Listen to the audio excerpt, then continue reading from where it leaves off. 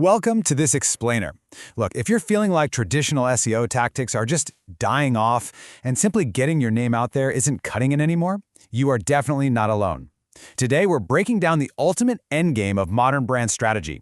It's a fascinating framework called Preferential Attachment, and we're going to see exactly how attention compounds in an AI-driven world, and, more importantly, how to make it work for you. Okay, let's dive right in and define our core term, preferential attachment. Now, I know it sounds super technical, kind of like a physics concept, right? But it's actually incredibly intuitive. It describes the phenomenon where isolated attention just snowballs until a brand becomes the absolute undeniable default choice. It's what happens when your brand's natural fit perfectly aligns with showing up in exactly the right context. Basically, it's the idea that the rich get richer, but, with attention. We are unpacking a complete journey today. We're talking about moving from being just a single, isolated point of relevance hanging out on the fringe to becoming a massive hub. And I mean a hub that cannot be ignored. This isn't about just throwing ads at a wall and hoping something sticks. No way. It's a structural evolution of how a brand exists, and frankly, how it dominates within modern networks, especially AI networks. So here's our roadmap for the explainer today. We'll start with the goal of AI marketing, move into the foundation of fit and visibility, hit the momentum of the tipping point, look at the preferential attachment equation, and finally wrap up with how AI winners are chosen. All right, part one, the goal of AI marketing, evolving beyond simple awareness. Think of this goal as a four-step evolution. It kicks off with fundamental product quality, that's your brand fit. Then it flows right into contextual visibility. From there, boom, we hit a tipping point, and it ultimately lands on massive compounding visibility, which is preferential attachment. And listen, skipping any of these steps, it literally leads to total failure with AI algorithms. Why? Because these systems are literally built to detect and completely ignore shortcuts. Moving on to part two, the foundation. Fit and visibility, earning the right to be seen. So everything begins with brand fit. Let's be real for a second. If your product isn't highly valuable, relevant, and actually useful, the rest of the network simply won't connect to it. AI algorithms are ruthless quality checkers. They absolutely won't recommend a fundamentally flawed product. I don't care how brilliant your marketing campaign is. You just cannot hack your way around a bad product in an AI ecosystem. You truly have to earn the right to be seen by genuinely being the best fit for what the consumer needs. Okay, so once you've nailed that perfect fit, you've got to establish contextual visibility. What does that mean? It means being present exactly where consumer decisions begin. It's way beyond just ranking on page one of a search engine now. Imagine a consumer asking ChatGPT for the best running shoes for flat feet, right? They aren't just passively searching running shoes anymore. You need to be deeply embedded in the exact context and the specific spaces where that AI is looking to pull its highly specific answer from. To pull that off, you need a seriously multifaceted approach. Sure, traditional search is on the list, and yeah, it's still important. But what about direct AI answers, niche Reddit communities, digital conversations, media comparisons? You have to weave your brand into all these nodes at the exact same time.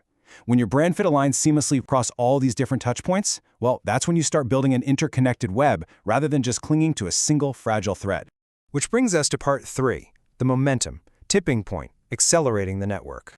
Now, this is where the magic really happens. At step 3, you hit this tipping point, often called critical density, because you've gone and embedded yourself in all those contextual nodes we just talked about. The mentions, the links, the interactions, they all suddenly accelerate. The network thickens. You are no longer pushing a massive boulder up a hill. Instead, the momentum of the network actually starts pulling you forward, kind of like a giant magnet. And that incredible momentum, it catapults you straight into the endgame, preferential attachment. You are now the go-to hub. Think about it. AI systems are lazy, but in a really good, highly efficient way. They inherently look for the most cited, most relevant, and most trusted sources so they can provide answers fast. When you become that primary source, more attention literally begets more attention. Your visibility just compounds on autopilot. It's a beautiful thing. Let's break this down further in part 4, the preferential attachment equation, the formula for compounding success. It all boils down to an incredibly elegant, simple formula. Brand fit, meaning that highly valuable product, plus contextual visibility across all those decision nodes, plus repeated exposure, equals preferential attachment. It really is that straightforward. You just need the right product in the right places, seen enough times to trigger that unstoppable compounding network effect. There's a quote from the source material that hits the nail right on the head. It says, "Visibility is the force multiplier. Repetition is the catalyst. Networks do the rest." I absolutely love how that's phrased. Visibility multiplies your effort for sure, but it's the repetition, showing up consistently in search, in AI answers, in communities, that acts as the real catalyst. Once that chemical reaction starts, the networks step in and do the rest of the heavy lifting for you. All right, bringing it all home with Part 5, how AI winners are chosen, final takeaways from the map. So, we're looking at some very distinct outcomes for brands navigating this framework. If your brand is just a fit, you'll get chosen because true relevance earns that critical first look. But let's be honest, being a fit isn't quite enough on its own. If you are highly visible, you get remembered, and mental availability completely beats basic awareness every time. It's not just about a customer knowing your brand exists somewhere out there. It's about your brand coming to mind effortlessly at the exact moment they're making a decision. Take it a step further.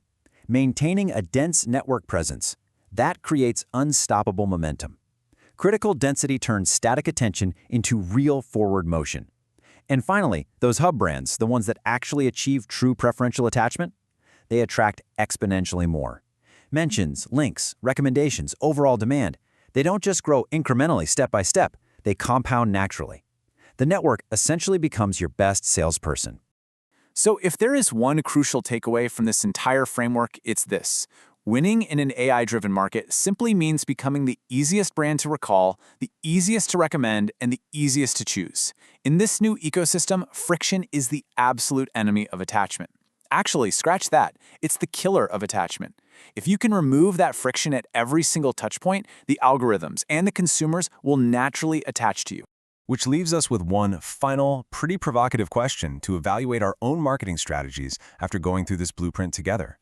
Take a really hard look at your product, your visibility, and your network density, and ask yourself, is your brand the easiest to choose? Thanks so much for joining me on this explainer. I really hope this completely changes how you view your brand's presence in the digital landscape. Catch you next time.